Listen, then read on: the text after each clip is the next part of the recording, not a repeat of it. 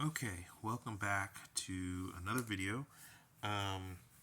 So I want to talk about watercolor. So this is something that I don't see talked about a lot on YouTube or online in general, is the fact that watercolor can be used for sketching, not just like urban sketching, or like landscapes, but you can just full out like draw whatever you want: characters, monsters, cool environments, with watercolor.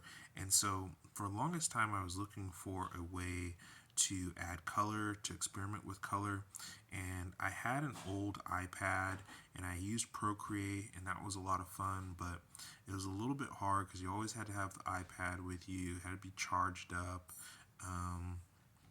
And I don't know, I feel more natural working with natural media.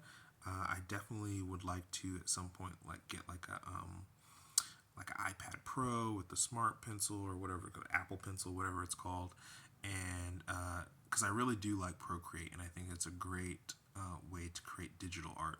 But I'm falling in love with the watercolor because it's super portable. I have this little koi set. I got this from an ex girlfriend who is also an artist, and I guess I never gave it back to her. And I had it for years, but I only recently, maybe in the last year or two, started playing around with it. And it's a lot of fun, and you can do a lot with watercolor, especially if you have quality watercolor paper. I wouldn't consider this necessarily quality watercolor paper, but it's thick and it's heavy, and so it can take some abuse. One of the things that'll happen if you use regular paper to do watercolor, even if it's a little thicker, is you'll start to see the paper start to like disintegrate and like come apart. But with the thick, strong watercolor paper, that's not so much an issue. What I would like to do is I would like to make my own sketchbook with the ideal paper for watercolor sketching. And I've come across a few videos on YouTube, and if and when I get around to it, I'll make sure to make a video about it. But you can make really cool, nicely bound, basically like a moleskin quality, but it's with the paper that you really want. So with watercolor, you really are looking for like 100% cotton. That's ideal. Usually, watercolor paper is 300. I think they call it GSM. That's just like the weight. It's like 140 pounds. It's not actually 140 pounds, but that's the the measurement that they give to it to designate its weight. So it's a thick, heavy paper to be able to take the repeated washes of water. I think for my sketchbook that I would like to make, I don't want the 300. I want maybe like a 200, and that way I can get more pages in without the sketchbook being too thick, without it compromising too much of its strength as watercolor paper. But I'm gonna have to play around with that. And let's see. Yeah, but you can bind these books and they'll look really nice, and they'll be great for like a little travel sketchbook. So yeah, watercolor is where it's at for me right now. So I want to show you this little watercolor brush, this water brush. It comes apart, has a little reservoir, and then there's like a little cap that goes on the reservoir, and then there's also like a cap that goes on here that I misplaced somewhere. Um, but you just fill this with some water, and I just kind of recently figured out how to use this properly, where I was using like jars of water, and that's not really great for being portable. But what you can do with this is you can just take a little bit of watercolor, take some of this green, and you can paint, paint, paint, paint, paint. And then when you want to change colors, just wipe it like this until it comes clean. And then maybe give one drop just to make sure that it's clean. And you wipe it off and you're ready to go. Another tip is if you work from light to dark, you're not going to have to clean as much. So if I started and I grabbed like some of this like dark blue, and then I went to like this lighter yellow, it would muddy it up, and you can already see it's a little bit muddy. This one's muddy too. So, but if I went from the yellow and then I grabbed some of this darker blue, it's not going to be as much of a problem. It's not going to mess up the pigments as much. It's pretty easy to clean these pans up. You just wet it, and then you can kind of like scrape off the color that you don't want, and the pure pigment will come on from the bottom. So I started with this koi set. It's really great. Can't complain about it for what it is. It's student grade, so that means that the watercolors don't have as much pigment. They're not as strong. They're probably not as light fast, but that's perfectly okay when you're just sketching and having a good time. My birthday recently passed, matter of fact, in just the last couple days. And so I was, as I often want to do, like I get obsessed about something and I'm watching all these videos on YouTube and I'm trying to find out watercolor techniques, and I'm trying to find out which watercolors are, the best and stuff. And of course, I come across Daniel Smith, right? So Daniel Smith is considered by a lot of people to be one of the best watercolor brands. There's other good ones like Winsor Newton, and I think it's pronounced Schminke. They all produce very good quality watercolors. But Daniel Smith is USA local, and they produce this set that is kind of like essentials. And so it comes with a split complementary. So there's two yellows. I know that kind of looks like an orange, but that's considered like a warm yellow. This is considered like a cool yellow. Two reds and two blues. So you have all your primaries, but you have two versions of them, each one leaning more towards either side of their secondaries. So this red is leaning a little bit more towards purple, and this red is leaning a little bit more towards orange. This yellow is leaning a little bit more towards orange, and this yellow is leaning a little bit more towards green. Same thing with the blues. And when you have these, you can mix whatever colors you want. You can mix your grays, you can mix your browns, and then you can mix all your secondaries and tertiaries. So with only 6 colors, you can mix basically whatever you want, which is awesome. And there's these watercolor sets, and they'll have like 40 or 60 different colors. And I saw again and again watercolorists on YouTube recommend just start with something simple. Learn how to mix your colors. And I've actually found this probably less intimidating than if I had, 30 different colors. So what I did is I went on YouTube, or on Amazon, and I bought this case. And this was only about $10, and you can see how small it is. And what's cool about it, it's got this little ring on the back, so it acts like a palette. You can slip your finger in there. Oh, if I can slip my finger in there. And then you can open it up and hold it that way. You can put your thumb in there, hold it like you would a palette. It's got 3 large reservoirs, and it's got should probably hold that on the camera better. It's got 3 large reservoirs, and then it's got 6 small wells, and I have the 6 split primary colors here. This holds 8 full pans, so watercolors come in full pans or half pans, and that's really all I need to really get going. I may have a pan that I fill with white gouache. So gouache is opaque watercolor.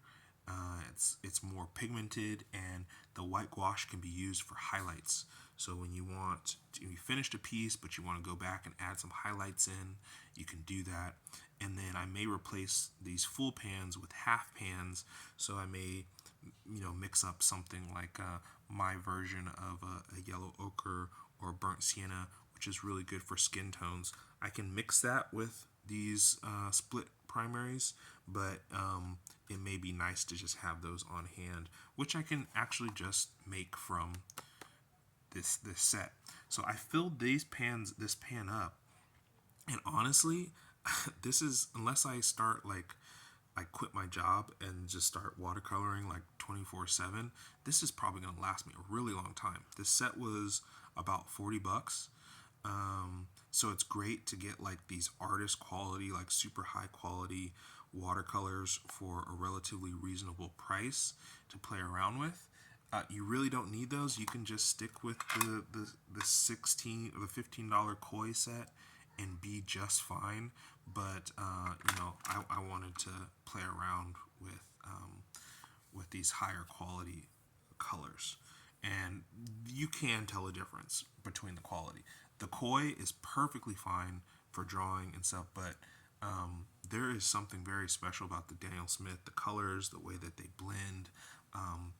You blend like a yellow and a blue, and it's like you get a green, but you can see the yellow still in there, and you can still see the blue in there, and it's just they're almost iridescent in their color.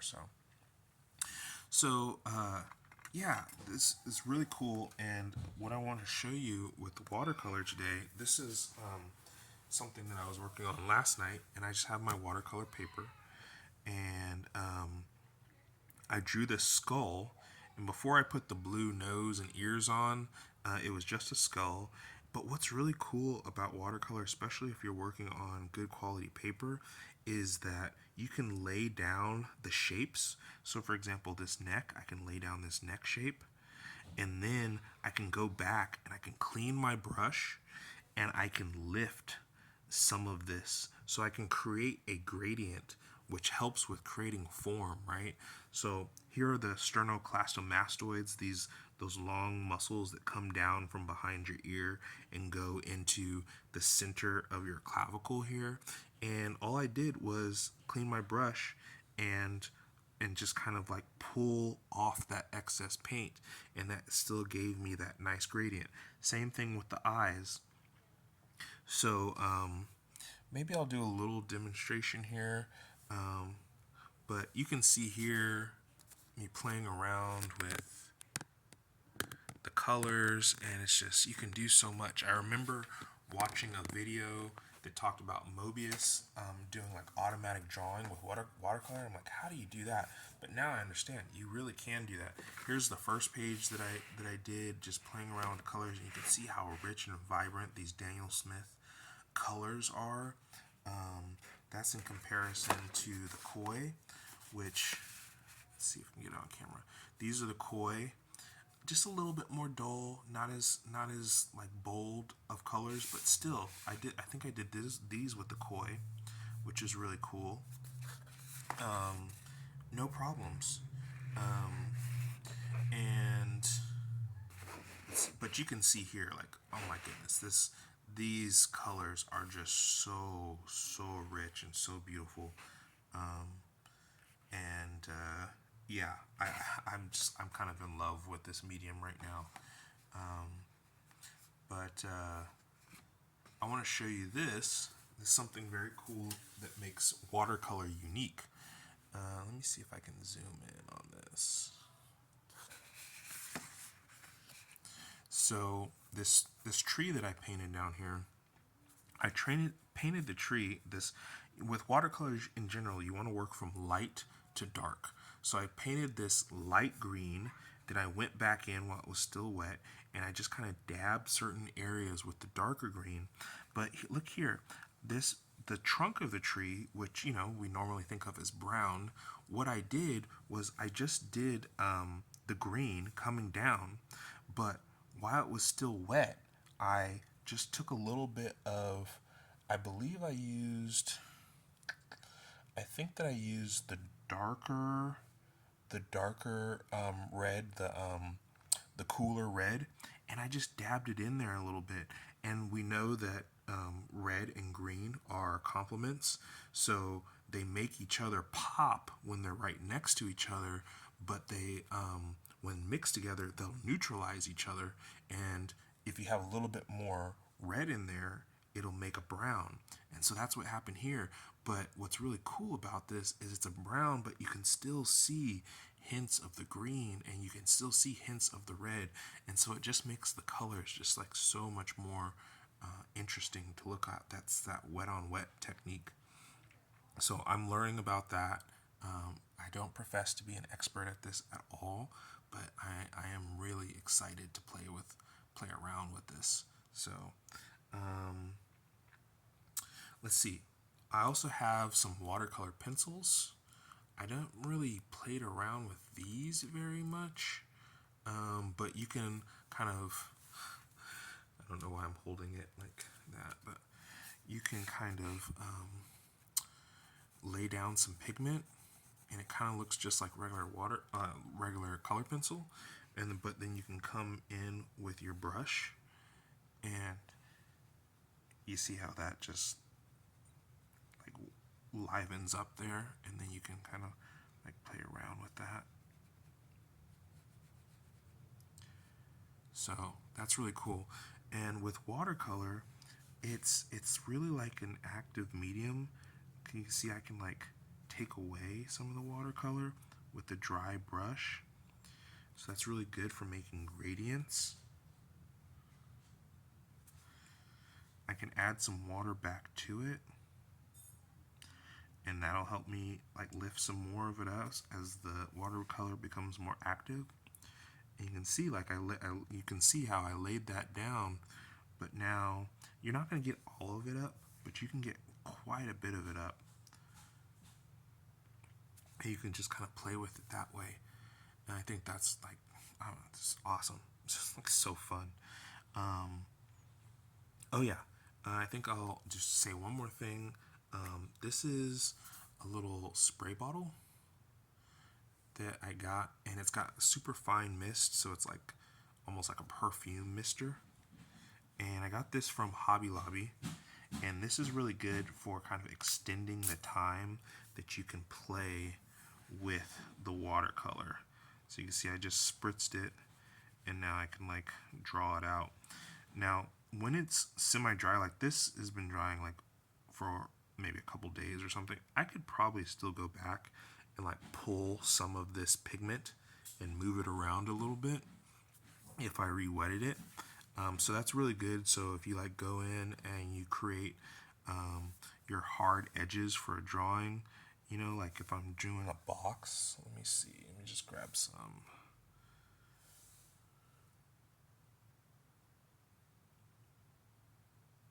I'm gonna grab some of this. I don't know what this is, purple. It's kind of like muddy purple type thing. I'm just gonna do like a box. Okay. Wipe some of it off. Come back.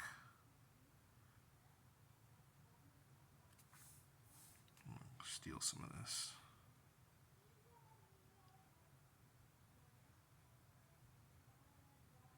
And you can just work it.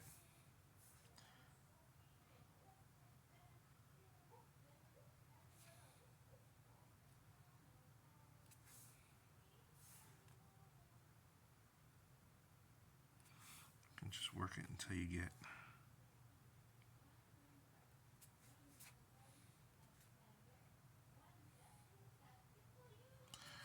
get a cube going there. And so like these sides kind of are a little bit too close together. So I'm just gonna go back and I'm just gonna lift some of it off.